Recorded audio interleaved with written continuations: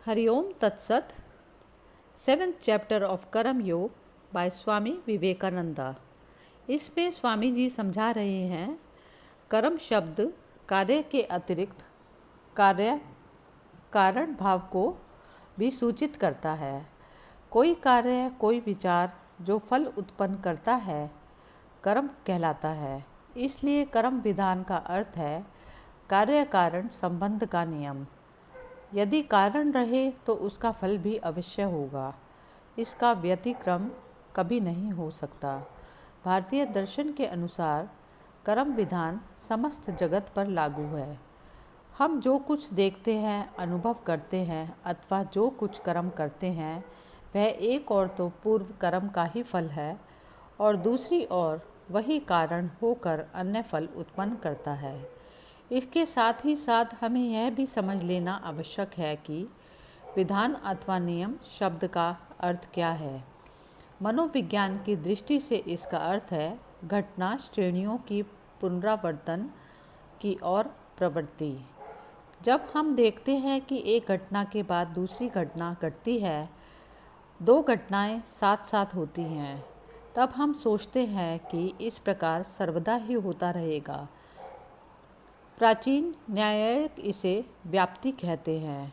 उनके मतानुसार नियम संबंधी हमारी समस्त धारणाएं इसी व्याप्ति के आधार पर ही होती हैं। अनेक प्रकार की घटना श्रेणियां अपरिवर्तनीय क्रम से हमारे मन से गुथी हुई रहती हैं। यही कारण है कि कभी कभी विषय का अनुभव करते ही वह तुरंत मन के अंतर्गत अन्य कुछ बातों से संबद्ध हो जाता है। कोई एक भाव अथवा हमारे मनोविज्ञान के अनुसार चित्त में उत्पन्न कोई एक तरंग सदैव उसी प्रकार की अन्य अनेक तरंगों को उत्पन्न कर देती है। इसी को भाव योग विधान कहते हैं और कार्य कारण संबंध इसी व्याप्ति नामक योग विधान का एक पहलू मात्र है। अंतर जगत तथा बाह्य जगत दोनों में नियम तत्व अथवा नियम की कल्पना एक ही है और वह है यह आशा रखना कि एक घटना के बाद दूसरी एक विशिष्ट घटना होगी और इस कर्म परंपरा की पुनरावृत्ति होती रहेगी। यदि ऐसा हो तो फिर वास्तव में प्रकृति में कोई नियम नहीं है। कार्यता यह कहना भूल होगी कि पृथ्वी में गुरुत्वाकर्षण शक्ति है अथवा पृथ्वी के किसी स्थान में कोई नियम विद्यमान है। हमारा मन जिस प्रणाली से कुछ घटना श्रेणियों की धारणा करता है उस प्रणाली को ही हम नियम कहते हैं और यह हमारे मन में ही स्थित है। कुछ घटनाएं एक के बाद एक दूसरी अथवा एक साथ घटी। इससे हमारे मन में यह दृढ़ धारणा हो गई कि भविष्य में नियमित रूप से पुनः पुनः ऐसा होगा और इस प्रकार हमारा मन यह ग्रहण करने में समर्थ हो गया कि सारी घटना श्रेणी किस प्रकार घटित होती है। बस इसी को हम नियम कहते हैं। अब प्रश्न यह है कि नियम के सर्वव्यापी होने का क्या अर्थ है। हमारा जगत अनंत सत्ता का वह अंश है जो हमारे देश के मनोवैज्ञानिकों के शब्दों में देश काल निमित्त द्वारा सीमाबद्ध है। इससे यह निश्चित है कि नियम केवल इस सीमाबद्ध जगत में ही संभव है। इसके परे कोई नियम संभव नहीं। जब कभी हम जगत की चर्चा करते हैं तो उससे हमारा अभिप्राय यह होता है सत्ता का केवल वही अंश जो हमारे मन द्वारा सीमाबद्ध है। केवल यह इंद्रिय गोचर जगत ही जिसे हम देख सुन और अनुभव कर सकते हैं, स्पर्श कर सकते हैं, जिसे विचार और कल्पना में ला सकते हैं, नियमों के अधीन है। पर इसके बाहर और कहीं नियम का प्रभाव नहीं, क्योंकि हमारे मन और इंद्रिय गोचर संसार से परे कार्य कारण भाव की पहुँच नहीं हो सकती। जो कुछ भी हमारे मन और इंद्रियों के अतीत है वह कार्य कारण के नियम द्वारा बद्ध नहीं है, क्योंकि इंद्रियातीत पदार्थ में मन का संबंध या योग नहीं हो सकता और इस प्रकार के भाव संबंध या भाव योग बिना कार्य कारण संबंध ही नहीं हो सकता। जब यह अस्तित्व या सत्ता नाम रूप के बंधनों में जकड़ जाती है तभी यह कार्य कारण नियम के सामने सिर झुकाती है और तब यह नियम के अधीन कही जाती है, क्योंकि सभी नियमों का मूल है यही कार्य कारण संबंध। अतएव इससे यह स्पष्ट है कि स्वाधीन इच्छा नामक कोई चीज़ नहीं हो सकती। स्वाधीन इच्छा यह शब्द प्रयोग ही स्वविरोधी है, क्योंकि इच्छा क्या है हम जानते हैं कि, और जो कुछ हम जानते हैं सब इस जगत के ही अंतर्गत है, तथा जो कुछ हमारे इस जगत के अंतर्गत है वह सभी देश काल निमित्त के सांचे में ढला हुआ है।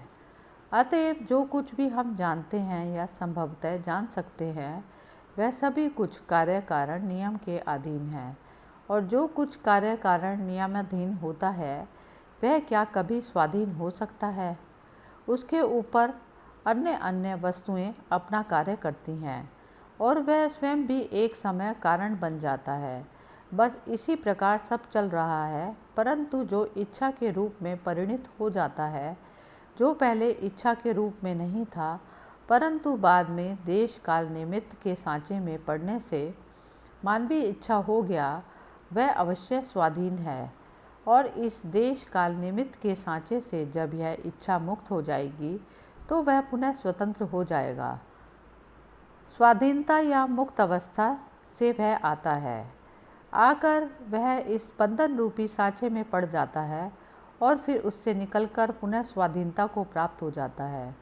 प्रश्न पूछा गया था कि यह जगत कहाँ से आया है, किस में अवस्थित है और फिर किस में यह इसका लय हो जाएगा। इसका उत्तर दिया गया कि मुक्त अवस्था से इसकी उत्पत्ति होती है, बंधन में इसकी अवस्थिति होती है और मुक्ति में ही इसका लय होता है। अतएव जब हम यह कहते हैं कि मनुष्य उसी अनंत सत्ता का प्रकाश मात्र है, तो उससे हमारा तात्पर्य यह होता है कि वह उस अनंत सत्ता का एक अत्यंत क्षुद्र अंश मात्र है। यह शरीर और यह मन जो हमें दिखाई पड़ता है समग्र प्रकृत मनुष्य का एक अंश मात्र है, उसी अनंत पुरुष का केवल एक क्षुद्र अंश है। यह सारा ब्रह्मांड उसी अनंत पुरुष का एक अंश है और हमारे समस्त विधान, हमारे सारे बंधन, हमारा आनंद, विषाद, सुख, हमारी आशा आकांक्षा सभी केवल इस क्षुद्र जगत के अंतर्गत है। हमारी उन्नति अवनति सभी इस क्षुद्र जगत के अंतर्गत है। अतएव हमने देखा कि इस जगत के, इस मन कल्पित जगत के चिरकाल तक रहने की आशा करना और स्वर्ग जाने की अभिलाषा करना कैसी ना समझी है। स्वर्ग और क्या है, हमारे इस जगत की पुनरावृत्ति ही तो। आप यह स्पष्ट देख सकते हैं कि इस अखिल अनंत सत्ता को अपने इस शांत जगत के समान कर लेने की इच्छा करना कैसी ना समझी है, कैसा असंभव व्यापार है। अतएव यदि कोई मनुष्य यह कहे कि जिस भाव में वह अभी है उसी में चिरकाल तक रहेगा, जो कुछ भी उसके पास है उसे ही लेकर सदा के लिए विद्यमान रहेगा, अथवा जैसा कि स्वामी जी कभी कभी कहा करते हैं कि यदि वह आरामपूर्ण धर्म की इच्छा करें तो यह निश्चय जान लेना चाहिए कि वह इतना गिर चुका है कि वह अपनी वर्तमान अवस्था से अधिक उच्च और कुछ सोच ही नहीं सकता। अपनी क्षुद्र वर्तमान परिस्थिति के अतिरिक्त अन्य किसी परिस्थिति की धारणा तक नहीं कर सकता। वह अपने अनंत स्वरूप को भूल चुका है और उसकी सारी भावनाएं क्षुद्र सुख, दुख और ईर्ष्या आदि में ही आबद्ध है। इस शांत जगत को वह अनंत मान लेता है। केवल इतना ही नहीं, वह इस अज्ञान को भी किसी हालत में छोड़ना नहीं चाहता। एक जोग के समान वह इस जीवन से चिपका रहता है। प्राण भले ही चले जाएं, पर यह तृष्णा कभी नहीं छोड़ेगा। हमारे इस छोटे से ज्ञात संसार के बाहर कौन जाने और कितने असंख्य प्रकार के सुख दुख, जीव जंतु, विधि विधान, उन्नति के नियम और कार्य कारण संबंध विद्यमान हैं। पर उससे क्या, आखिर ये सब भी तो हमारी अनंत प्रकृति के केवल एक भाग मात्र ही हैं। मुक्ति लाभ करने के लिए हमें इस असीम विश्व के परे जाना होगा। मुक्ति यहाँ प्राप्त नहीं हो सकती। मुक्ति साम्य अवस्था का लाभ अथवा ईसाई लोग जिसे बुद्धि से अतीत शांति कहते हैं, उसकी प्राप्ति इस जगत में नहीं हो सकती और न स्वर्ग में ही, अथवा ना किसी ऐसे स्थान में जहाँ हमारे मन और विचार जा सकते हैं, जहाँ हम इंद्रियों द्वारा किसी प्रकार का अनुभव प्राप्त कर सकते हैं, अथवा जहाँ हमारी कल्पना शक्ति काम कर सकती है।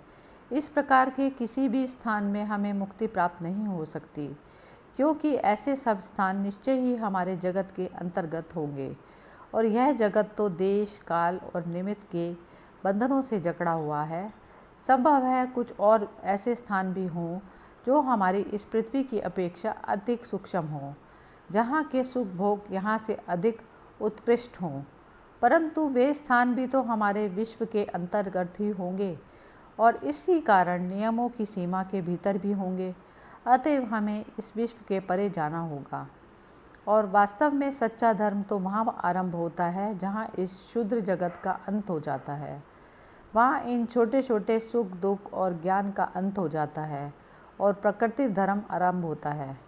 जब तक हम जीवन के प्रति इस तृष्णा को नहीं छोड़ते, इन क्षणभंगुर शांत विषयों के प्रति अपनी प्रबल आसक्ति का त्याग नहीं करते, तब तक इस जगत से अतीत उस असीम मुक्ति का एक झलक भी पाने की आशा करना व्यर्थ है।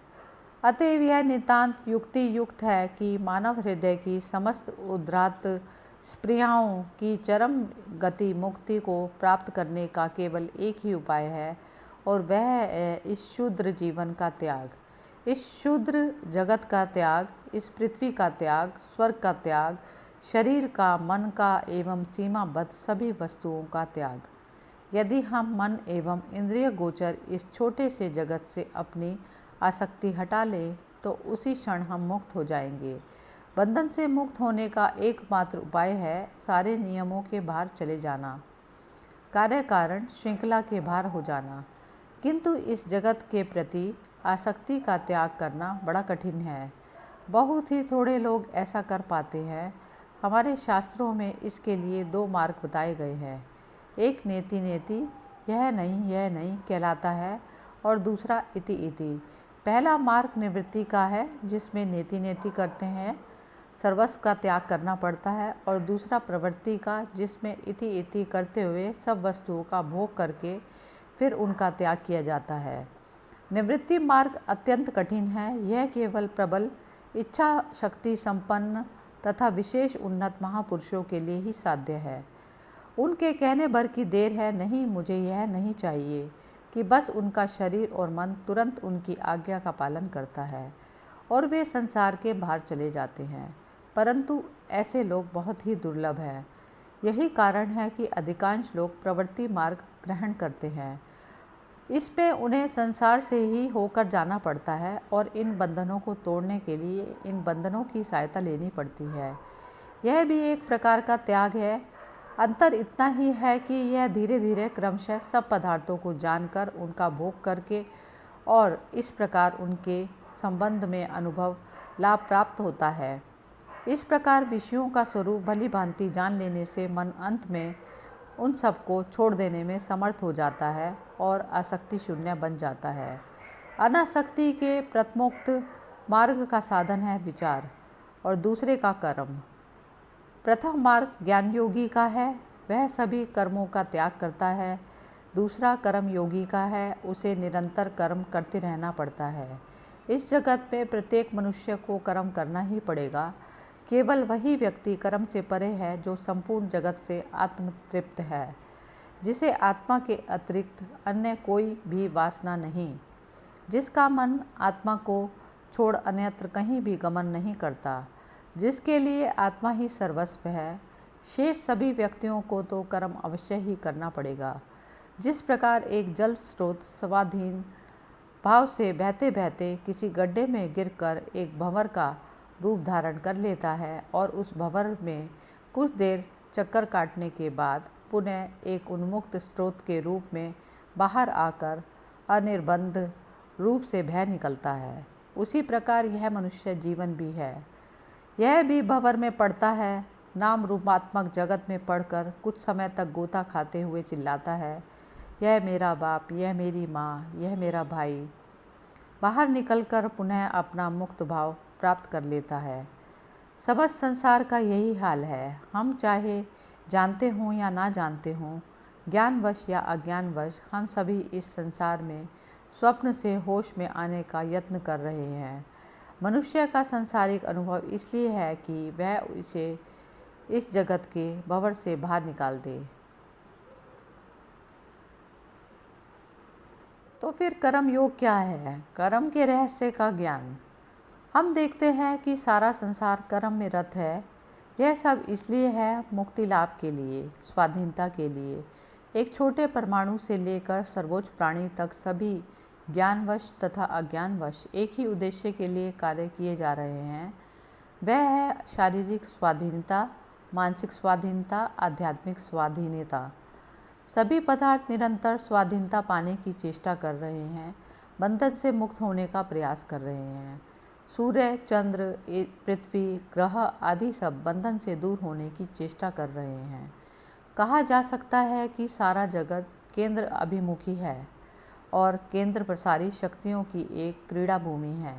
संसार में इधर उधर धक्के खाकर तथा बहुत समय तक चोटें सहकर फिर प्रकृति तत्व को जानने की अपेक्षा हमें कर्म योग द्वारा सहज ही कर्म का रहस्य, कर्म की पद्धति तथा अल्प परिश्रम द्वारा अधिक कार्य करने की रीति ज्ञात हो जाती है। यदि हमें कर्म योग के उपयोग का ज्ञान ना रहे तो व्यर्थ ही हमारी बहुत सी शक्ति क्षय हो जाएगी। कर्म योग कर्म को एक विद्या ही बना लेता है। इस विद्या द्वारा तुम यह जान सकते हो कि संसार के समस्त कार्यों का सद्व्यवहार किस प्रकार करना है। कर्म तो असंभवभावी है, करना ही पड़ेगा, किंतु सर्वोच्च ध्येय को सम्मुख रख कर कार्य करो। कर्म योग हमें इस बात पर विवश कर देता है कि यह दुनिया केवल 2 दिन की है, इसमें से होकर हमें गुजरना ही होगा, किंतु मुक्ति इसके भीतर नहीं है। उसके लिए तो हमें इस संसार से परे जाना होगा। संसार से परे जाने के इस मार्ग को प्राप्त करने के लिए हमें धीरे धीरे परंतु दृढ़ पगों से इसी संसार में से होकर गुजरना होगा। कुछ ऐसे विशेष महापुरुष हो सकते हैं जिनके संबंध में स्वामी जी कह रहे हैं कि जो एकदम संसार से अलग खड़े होकर उसे उसी प्रकार त्याग देते हैं जिस प्रकार सांप अपनी केंचुली छोड़कर एक और खड़े होकर उसे देखता है। ऐसे विशेष महापुरुष कुछ अवश्य हैं, पर अधिकांश व्यक्तियों को तो इस कर्म बहुल संसार में से ही धीरे धीरे होकर गुजरना पड़ता है और कर्म योग उसमें अधिक से अधिक कृत कार्य होने की रीति, उसका रहस्य एवं उपाय दिखा देता है। कर्म योग कहता है कि तुम निरंतर कर्म करो, परंतु कर्म में आसक्ति का त्याग कर दो। अपने को किसी भी विषय के साथ एक मत कर डालो। अपने मन को सदैव स्वाधीन रखो। संसार में तुम्हें जो सुख दुख दिखाई पड़ते हैं, ये तो विश्व के असंभवभावी व्यापार हैं। दारिद्र्य, संपत्ति, सुख, ये सब क्षणभंगुर ही हैं। वास्तव में ये हमारे प्रकृत स्वभाव से इनका कोई संबंध नहीं। हमारा प्रकृत स्वभाव तो सुख और दुख से एकदम परे है, प्रत्यक्ष और कल्पना गोचर विषयों के बिल्कुल अतीत है। परंतु फिर भी हमें निरंतर कर्म करते रहना चाहिए। क्लेश आसक्ति से ही उत्पन्न होता है, कर्म से नहीं। जो ही हम अपने कर्म से अपने आप को एक बार अलग कर लेते हैं, त्यों ही क्लेश उत्पन्न होता है। परंतु यदि हम अपने को उससे पृथक रखें तो हमें यह क्लेश छू नहीं सकता। यदि किसी दूसरे मनुष्य का कोई सुंदर चित्र जल जाता है तो देखने वाले व्यक्ति को कोई दुख नहीं होता, परंतु यदि उसका अपना चरित्र जल जाए तो उसे कितना दुख होगा। ऐसा क्यों? दोनों ही चित्र सुंदर थे और संभव है दोनों एक ही मूल चित्र की नकल रहे हों, परंतु एक दशा में उस व्यक्ति को बिल्कुल क्लेश नहीं हुआ, पर दूसरी अवस्था में हुआ। इसका कारण यही है कि पहली दशा में वह अपने चित्रों से पृथक रखता था, परंतु दूसरी दशा में अपने को उसके साथ एक रूप कर देता है। यह मैं और मेरा ही समस्त संसार में क्लेश की जड़ है। अधिकतर अधिकार की भावना के साथ ही स्वार्थ आ जाता है और स्वार्थपरता से ही क्लेश उत्पन्न होता है। प्रत्येक स्वार्थ पर कार्य और विचार हमें किसी न किसी वस्तु से आसक्त कर देता है और हम तुरंत ही उस वस्तु के दास बन जाते हैं। चित्त का प्रत्येक स्पंदन जिसमें मैं और मेरे की भावना रहती है, हमें उसी क्षण जंजीरों में जकड़कर गुलाम बना देता है। हम जितना ही मैं और मेरा कहते हैं, दासत्व का भाव उतना ही हम में बढ़ता जाता है और हमारे क्लेश भी उतने ही अधिक बढ़ते चले जाते हैं। अतएव कर्म योग हमें शिक्षा देता है कि हम संसार के समस्त चित्रों के सौंदर्य का आनंद उठाएं, परंतु उसमें से किसी भी एक के साथ एक रूप ना होएं। कभी यह नहीं कहो कि मेरा है। जब कभी यह कहेंगे कि अमुक वस्तु मेरी है, तो उसी क्षण क्लेश हमें आकर घेर लेगा। अपने मन में कभी भी ना कहो कि यह मेरा बच्चा है। बच्चे को लेकर प्यार करो, परंतु यह ना कहो कि यह मेरा है। मेरा कहने से ही क्लेश उत्पन्न होता है। मेरा घर, मेरा शरीर आदि ना कहो। कठिनाई तो यही है, शरीर ना तो तुम्हारा है, ना मेरा और ना अन्य किसी और का। ये शरीर तो प्रकृति के नियमों के अनुसार आते जाते रहते हैं, परंतु हम बिल्कुल मुक्त हैं, केवल साक्षी मात्र हैं। जिस प्रकार एक चित्र या दीवार स्वाधीन नहीं है, उसी प्रकार यह शरीर भी स्वाधीन नहीं है। फिर हम इस शरीर में ऐसे आसक्त क्यों? एक चित्रकार एक चित्र बना देता है और बस चल देता है। आसक्ति की यह स्वार्थी भावना ना उठने दो कि मैं इस पर अपना अधिकार जमा लूं। जो ही यह भावना उत्पन्न होगी, त्यों ही क्लेश आरंभ हो जाएगा। अतएव कर्म योग शिक्षा देता है कि सबसे पहले तुम स्वार्थपरता के अंकुर के बढ़ने की इस प्रवृत्ति को नष्ट कर दो, और जब तुम में इसके दमन की क्षमता आ जाए तो मन को बस वहीं रोक लो। स्वार्थपरता की इन लहरों में उसे बहने मत दो। फिर तुम संसार में चले जाओ और यथाशक्ति कर्म करो। फिर तुम सबसे मिल सकते हो, तुम जहाँ चाहो वहाँ जा सकते हो, तुम्हें कुछ भी स्पर्श नहीं करेगा। पानी में रहते हुए भी जिस प्रकार पद्म पत्र को पानी स्पर्श नहीं करता और उसे भिगा नहीं सकता, उसी प्रकार तुम भी संसार में निर्लिप्त भाव से रह सकोगे। इसी को वैराग्य कहते हैं। इसी को कर्म योग की नींव आसक्ति अनासक्ति कहते हैं। स्वामी जी बता रहे हैं कि अनासक्ति के बिना किसी भी प्रकार की योग साधना नहीं हो सकती। अनासक्ति ही समस्त योग साधना की नींव है। हो सकता है कि जिस मनुष्य ने अपना घर छोड़ दिया हो, अच्छे वस्त्र पहनना छोड़ दिया हो, अच्छा भोजन कर देना छोड़ दिया है और जो मरुस्थल में जाकर रहने लगा है, वह भी एक घोर विषयासक्त व्यक्ति हो। उसकी एकमात्र संपत्ति उसका शरीर ही उसका सर्वस्व हो जाए और वह उसी के सुख के लिए सतत प्रयत्न करे। अनासक्ति बाह्य शरीर पर निर्भर नहीं है, वह तो मन पर निर्भर है। मैं और मेरे की जंजीर तो मन में ही रहती है। यदि शरीर और इंद्रिय गोचर विषयों के साथ इस जंजीर का संबंध ना रहे, तो फिर हम कहीं भी क्यों ना रहें, हम बिल्कुल अनासक्त रहेंगे। हो सकता है कि एक व्यक्ति राज सिंहासन पर बैठा हो, परंतु फिर भी बिल्कुल अनासक्त हो, और दूसरी ओर यह भी संभव है कि एक व्यक्ति बिल्कुल फटे पुराने कपड़ों में हो और वह भी बुरी तरह आसक्त हो। हमें पहले अनासक्ति प्राप्त करनी होगी और फिर से सतत कार्य करते रहना होगा। यद्यपि यह बड़ा कठिन और दुस्तर है, परंतु फिर भी कर्म योग हमें अनासक्त होने की शिक्षा देता है।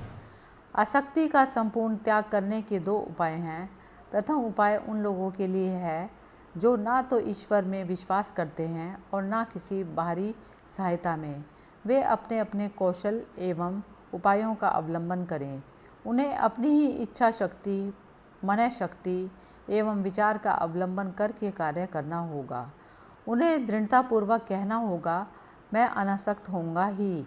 जो ईश्वर पर विश्वास करते हैं उनके लिए एक दूसरा मार्ग है जो इसकी अपेक्षा बहुत सरल है।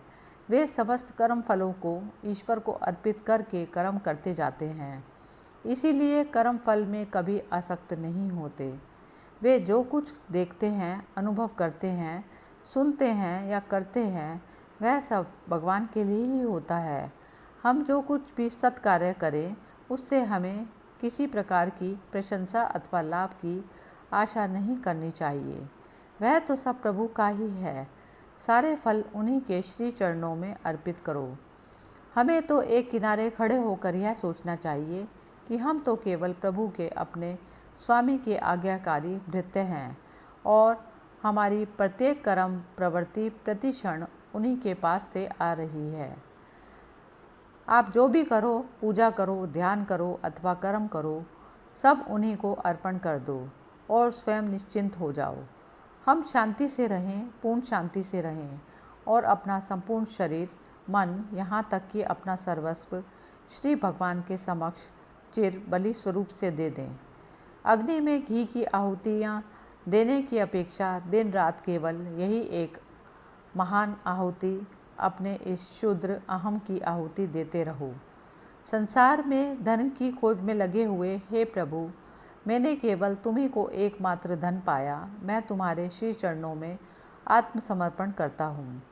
संसार में किसी प्रेमास्पद की खोज करते करते, हे नाथ, केवल तुम्ही को मैंने एकमात्र प्रेमास्पद पाया।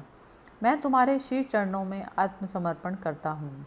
हमें चाहिए कि हम दिन रात यही दोहराते रहें और कहें, हे प्रभु, मुझे कुछ नहीं चाहिए, कोई वस्तु चाहे अच्छी हो या बुरी, मुझे उससे तनिक भी प्रयोजन नहीं। मैं सब कुछ तुम्ही को समर्पण करता हूँ। रात दिन हमें इस तथाकथित भासमान अहम का त्याग करते रहना चाहिए, जब तक कि यह अभ्यास के रूप में परिणित ना हो जाए, जब तक कि यह हमारे शरीर में, शिरा शिरा में, नस नस में और मस्तिष्क में व्याप्त ना हो जाए और हमारा संपूर्ण शरीर ही प्रतिक्षण आत्मत्याग के इस भाव के अधीन ना हो जाए। फिर जहाँ हमारी इच्छा हो हम जा सकते हैं। हमें फिर कुछ भी स्पर्श नहीं कर सकेगा, चाहे हम गोले बारूद की तुमुल आवाज़ से पूर्ण रण क्षेत्र में ही क्यों ना चले जाएं, फिर भी हम सदैव मुक्त, स्वाधीन और शांत ही रहेंगे। कर्म योग हमें इस बात की शिक्षा देता है कि कर्तव्य की जो भावना है वह एक निम्न श्रेणी की चीज़ है। कर्तव्य बुद्धि से कोई कार्य केवल निम्न भूमि में ही किया जाता है। फिर भी हम में से प्रत्येक को अपने कर्तव्य कर्म करने ही होंगे, परंतु हम देखते हैं कि कर्तव्य की यह भावना ही अनेक बार हमारे दुखों का एकमात्र कारण होती है। कर्तव्य हमारे लिए एक प्रकार का रोग सा हो जाता है और हमें सदा उसी दिशा में खींचता रहता है। यह हमें पक्का जकड़ लेता है और हमारे पूरे जीवन को दुखपूर्ण कर देता है। यह तो मनुष्य जीवन के लिए महाविभीषिका स्वरूप है। यह कर्तव्य बुद्धि ग्रीष्मकाल के मध्य सूर्य की नाई है, जो मनुष्य की अंतरात्मा को दग्ध कर देती है। जरा कर्तव्य के उन बेचारे गुलामों की ओर देखो, उनका कर्तव्य तो उन्हें इतनी भी छुट्टी नहीं देता कि वे पूजा पाठ अथवा स्नान ध्यान कर सकें। कर्तव्य उन्हें प्रति क्षण घेरे रहता है। वे बाहर जाते हैं और काम करते हैं, कर्तव्य सदा उनके सिर पर सवार रहता है। वे घर आते हैं और फिर अगले दिन का काम सोचने लगते हैं, कर्तव्य उन पर सवार हो जाता है।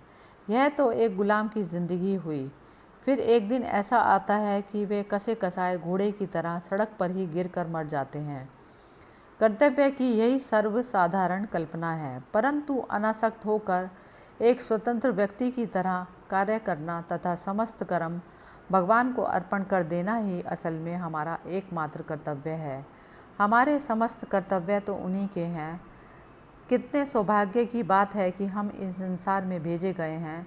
हम बस अपने निर्दिष्ट कार्य करते जा रहे हैं। कौन जाने हम अच्छे कार्य कर रहे हैं या बुरे। उन्हें उत्तम रूप से करने पर भी हम फल की आकांक्षा ना करेंगे और बुरी तरह करने पर भी हम चिंतित ना होंगे। निश्चिंत होकर स्वाधीन भाव से शांति के साथ कर्म करते जाओ। पर हाँ, इस प्रकार की अवस्था प्राप्त कर लेना जरा टेढ़ी ही खीर है। दासत्व को कर्तव्य कह देना और चरम के प्रति चरम की घृणित आसक्ति को कर्तव्य कह देना कितनी सरल है। मनुष्य संसार में धन अथवा अन्य किसी प्रिय वस्तु की प्राप्ति के लिए एड़ी चोटी का पसीना एक करता है। यदि उससे पूछो ऐसा क्यों कर रहा है, तो वह झट से उत्तर देता है, यह तो मेरा कर्तव्य है। पर असल में यह तो धन के लिए अस्वाभाविक तृष्णा मात्र है और इस तृष्णा के ऊपर कुछ फूल चढ़ाकर वे उसे ढके रहने की चेष्टा करते हैं। तब जिसे लोग कर्तव्य कहा करते हैं वह फिर क्या है? वह है केवल आसक्ति, शरीर की गुलामी। जब कोई आसक्ति दृढ़मूल हो जाती है तो उसे ही हम कर्तव्य कहने लगते हैं। उदाहरण के तौर पर, जहाँ विवाह की प्रथा नहीं है उन सब देशों में पति पत्नी में आपस में कोई कर्तव्य नहीं होता।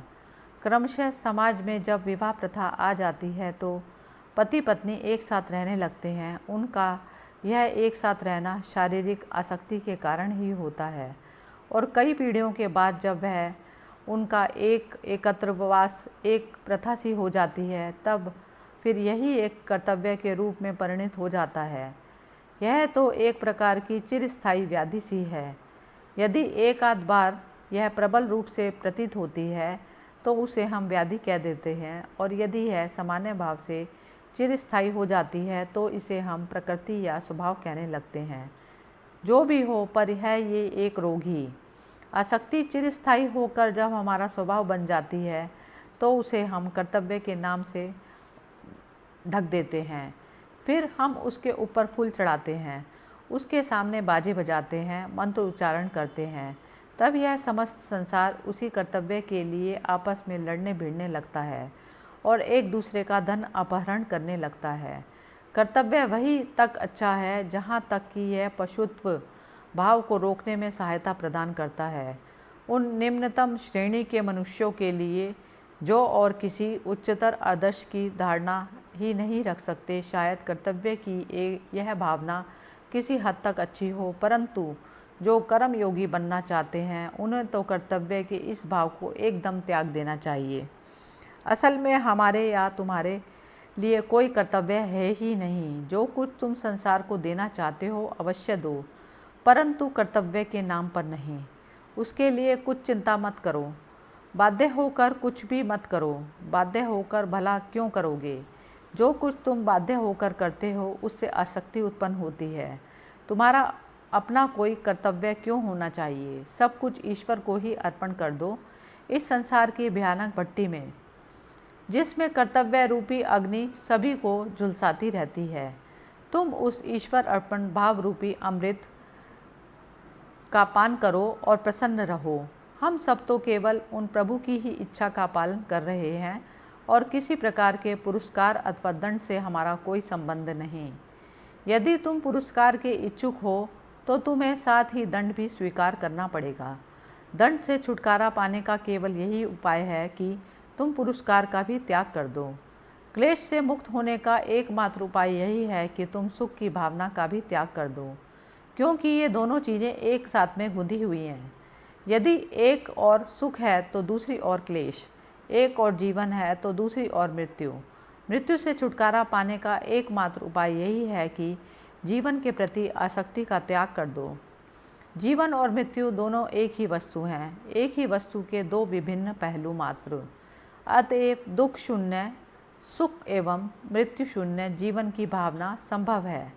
स्कूल के छोटे छोटे बच्चों के लिए बड़ी मधुर हो, परंतु एक चिंतनशील व्यक्ति को तो यही प्रतीत होता है कि ये दोनों बातें परस्पर विरोधी हैं और यह समझकर वह इन दोनों का परित्याग कर देता है।